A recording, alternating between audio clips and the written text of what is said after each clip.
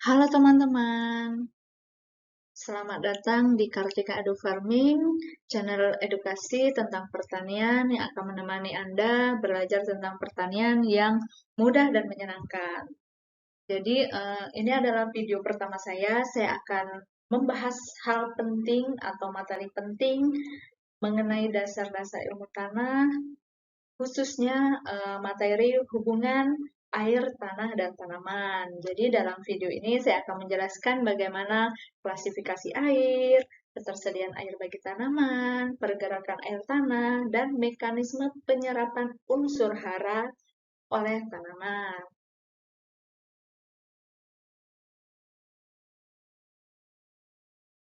Jadi, seberapa penting sih air untuk tanaman dan apa hubungannya dengan tanah? Jadi teman-teman, air merupakan komponen yang esensial dalam kehidupan tanaman. Jadi tanpa air, proses fisiologi penting dalam tanaman seperti fotosintesis, transpirasi, dan respirasi itu tidak dapat berlangsung secara optimal. Nah, selain itu, apa sih hubungannya dengan tanah? Di mana di negara kita, Indonesia, itu banyak petani yang melakukan budidaya tanaman itu di tanah dan di mana tanaman itu banyak menyerap air itu melalui akar yang ada di dalam tanah. Oleh karena itu, memahami bagaimana air berinteraksi dengan tanah dan tanaman menjadi dasar penting dalam pengelolaan sistem pertanian yang berkelanjutan.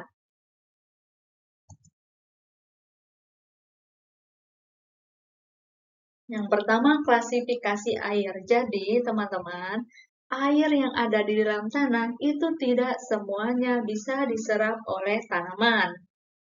Jadi, berdasarkan kekuatan ikatan antara air dan partikel tanah, dapat diklasifikasikan menjadi beberapa jenis, yaitu ada air higroskopis, air kapiler, dan air gravitasi.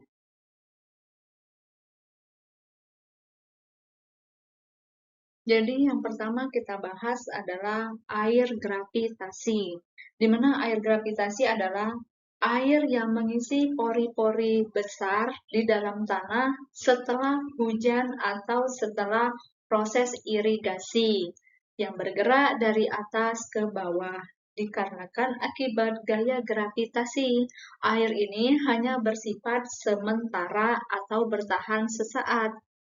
Nah, ciri-ciri dari air gravitasi yang pertama yang saya sebutkan tadi yaitu mengisi pori-pori makro tanah dan yang kedua bergerak ke bawah secara cepat akibat gaya gravitasi setelah hujan atau teman-teman melakukan irigasi atau penyiraman.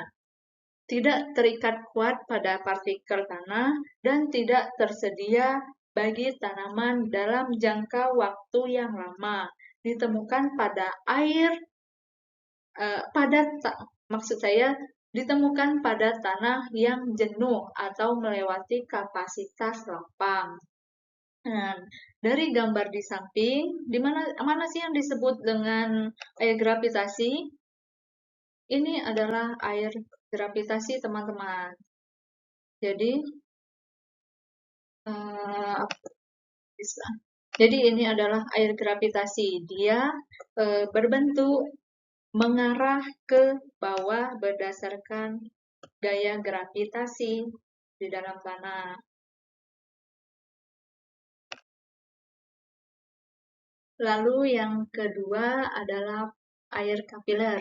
Air kapiler adalah air yang tersimpan di dalam pori-pori meso tanah atau pori-pori yang berukuran sedang yang tertahan oleh gaya adhesi dan kohesi. Nah, saya rasa teman-teman sudah pada tahu ya apa yang dimaksud gaya kohesi dan adhesi ini, di mana gaya adhesi adalah tarik-menarik antara zat atau molekul yang berbeda, sedangkan kohesi adalah gaya tarik-menarik antara molekul yang sama, misalnya air sesama air, sedangkan adhesi antara air dan molekul tanah. Tetapi air kapiler ini ikatannya itu cukup lemah sehingga dapat diserap oleh akar tanaman. Air ini bergerak lambat dan tidak langsung hilang oleh gravitasi. Ciri-ciri dari air kapiler ini yang pertama, tersimpan di antara partikel tanah, terutama di pori-pori sedang, tidak mengalir bebas, tetapi dapat bergerak secara lateral, vertikal ke akar tanaman. Yang ketiga, daya ikatnya sedang, lebih kuat daripada air gravitasi tadi, dan lebih lemah dibandingkan air higroskopis yang akan kita bahas setelah ini nanti, dan merupakan air yang tersedia untuk tanaman. Umumnya terdapat di antara kapasitas lapang hingga layu permanen. Nah, untuk di gambar ini, di mana air kapiler ini adalah ini yang memiliki warna biru kulit telur bebek. Nah, ini yang ini tadi kan air gravitasi.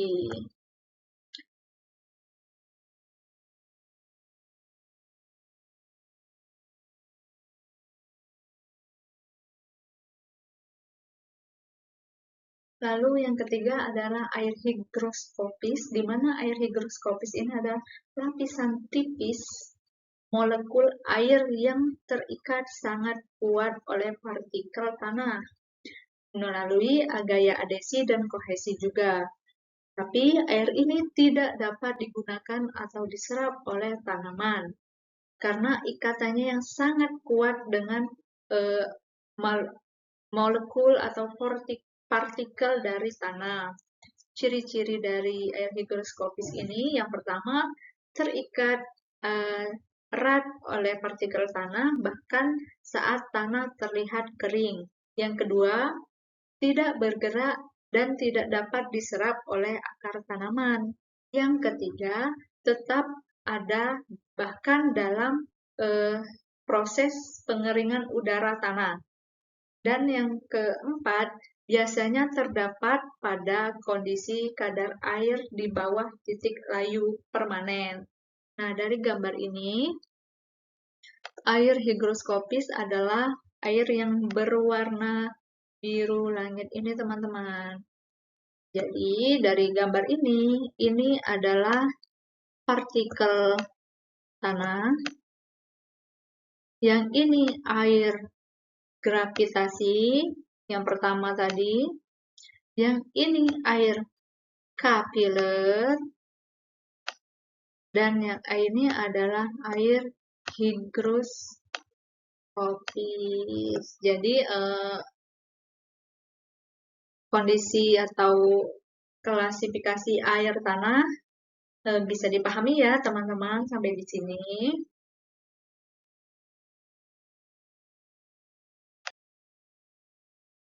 Teman-teman, jadi selanjutnya kita coba sandingkan klasifikasi air ini berdasarkan dengan tampilan tabel.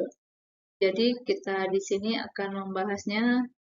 Yang pertama, di sini di tabel ini ada jenis air, lokasi dalam tanah, daya ikat air dengan partikel tanah, dan ketersediaan untuk tanaman. Yang pertama, air gravitasi. Air gravitasi ini lokasinya tadi di makropori dan daya ikatnya lemah, sedangkan ketersediaannya untuk tanaman itu tidak tersedia.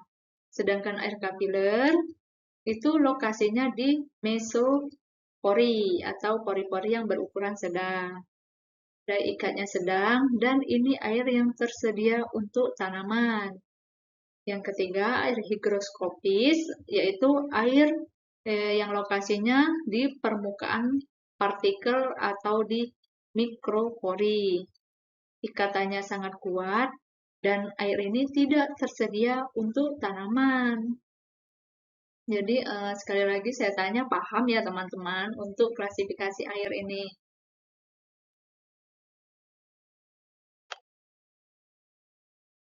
Nah, jadi teman-teman, ini jika kita lihat berdasarkan sketsa ya, klasifikasi air. Nah, ketika teman-teman menyiram media tanam tanaman teman-teman, misalnya di dalam pot, itu ada air yang menetes, itu adalah air gravitasi. Ini air yang tidak tersedia untuk tanaman. Nah, ketika medianya tidak menetes lagi dan medianya tetap basah atau dalam kapasitas lapang. Nah, itu adalah air kapiler tadi. Nah, sedangkan ketika tanaman teman-teman sudah dalam kondisi yang kering, layu, dan tidak bisa kembali lagi, itu artinya tanah dalam media teman-teman itu airnya hanya memiliki air higroskopis tadi yang tidak bisa diserap oleh tanaman teman-teman.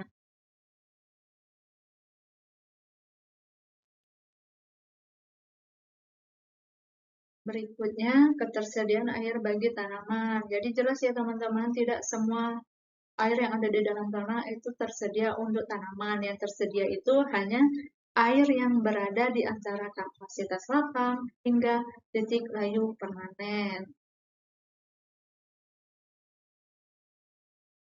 Jadi apa sih kapasitas lapang? Jadi kapasitas lapang itu adalah kondisi di mana air ketika kita sudah melakukan irigasi atau hujan deras itu air gravitasinya sudah mengalir ke bawah atau sudah menghilang. Itu biasa sekitar 1 sampai 3 hari setelah irigasi atau setelah hujan. Nah, lalu berikutnya, apa sih titik layu permanen? Titik layu permanen adalah kondisi di mana tanaman yang kita budidaya atau tanaman yang kita tanam itu sudah layu hingga tidak bisa segar kembali, walaupun sudah kita letakkan di tempat yang lembab atau eh, sudah kita siram. Jadi tanaman ini tidak mampu menyerap air lagi.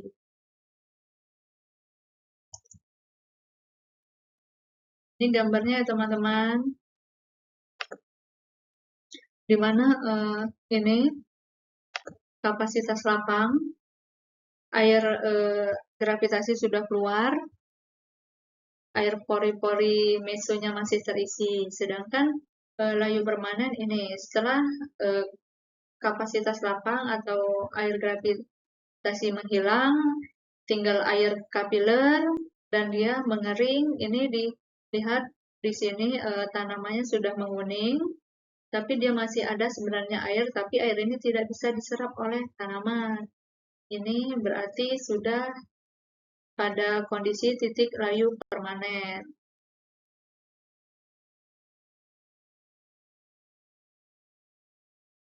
Lalu berikutnya faktor-faktor yang mempengaruhi ketersediaan air. Nah, itu ada tekstur dan struktur tanah. Bisa kita ketahui ya, misalnya tekstur tanah yang berpasir itu ketika kita siram, itu airnya akan mudah mengalir karena di sana banyak pori-pori makronya. Yaitu jadi terlalu banyak air gravitasi ya, di mana air gravitasi tadi kan dia cepat menghilang. Lalu berikutnya ada bahan organik. Bahan organik ini kan dia bersifat seperti spons ya teman-teman. Jadi bahan organik ini dapat menyerap air dan menahannya di dalam media tanam kita.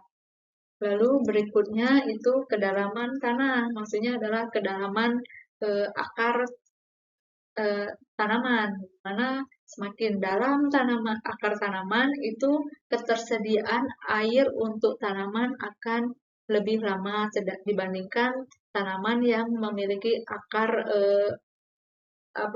kedalamannya pendek. Misalnya pohon, pohon itu kan sangat sulit ya untuk layu atau lebih lama dibandingkan sayur-sayuran yang memiliki akar pendek. Lalu berikutnya salinitas. Salinitas ini adalah air yang memiliki kadar garam tinggi. Jadi walaupun di dalam tanah itu banyak air, tapi kalau salinitasnya tinggi itu tidak bisa juga diserap oleh tanaman. Lalu berikutnya suhu dan iklim. Ini sangat mempengaruhi penguapan air di dalam tanah.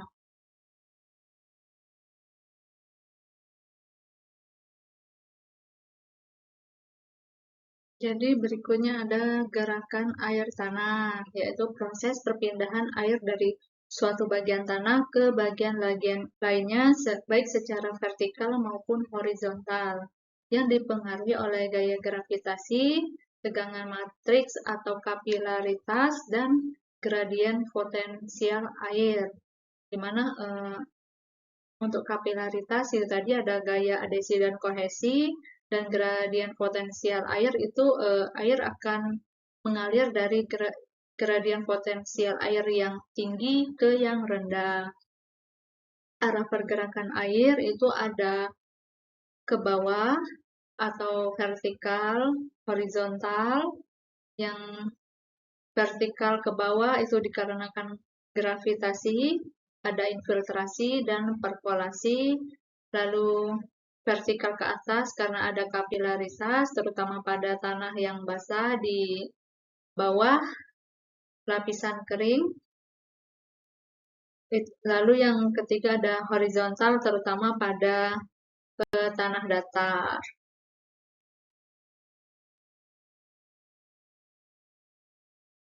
Lalu berikutnya mekanisme penyerapan unsur hara tanaman. Jadi teman-teman ketika teman-teman memupuk itu yang diserap oleh tanaman bukan bentuk bongkah-bongkahan pupuk itu ya teman-teman. Jadi yang diserap tanaman itu adalah ion-ion dari pupuk tersebut yang dilarutkan oleh air melalui akar. Jadi proses ini melibatkan interaksi antara air tanah, poli tanah, dan sistem perakaran tanaman. Jadi contoh-contoh unsur hara yang diserap oleh tanaman itu misalnya nitrogen itu dalam bentuk nitrat atau NO3- dan amonium NH4+. Fosfor itu dalam bentuk ion H2PO4- dan HPO42-. Lalu ada kalium itu K+. Lalu penyerapan unsur hara ini ada secara pasif dan juga ada secara aktif teman-teman. Nah, kali ini kita akan mempelajari yang secara pasif. Penyerapan unsur hara secara pasif itu dibagi menjadi 3. Ada difusi, ada aliran massa, dan intersepsi akar. Di mana difusi ini adalah ion hara bergerak ke daerah yang berkonsentrasi tinggi atau dari dalam larutan tanah ke konsentrasi rendah, yaitu ke dalam sel akar. Contohnya ada ion nitrat, itu bergerak menuju akar karena konsentrasi ion nitrat yang ada di dalam tanah itu lebih tinggi dibandingkan yang ada di dalam akar. Lalu berikutnya ada ion aliran massa, yaitu ion hara yang terbawa oleh aliran air menuju akar dikarenakan ada transpirasi dari tanaman. Contohnya ada kalsium yang terbawa oleh aliran air dan ditarik oleh akar tanaman. Lalu yang ketiga ada intersepsi akar, di mana ini akar akan tumbuh ke daerah yang mengandung unsur hara, atau biasa kita lihat akar akan tumbuh ke daerah yang memiliki air banyak. Nah, berikut ini sketsanya ya teman-teman. Ada difusi, ada aliran massa, dan ada intersepsi akar. Ini akar tumbuh ke daerah yang ada air atau ada nutrisi banyak.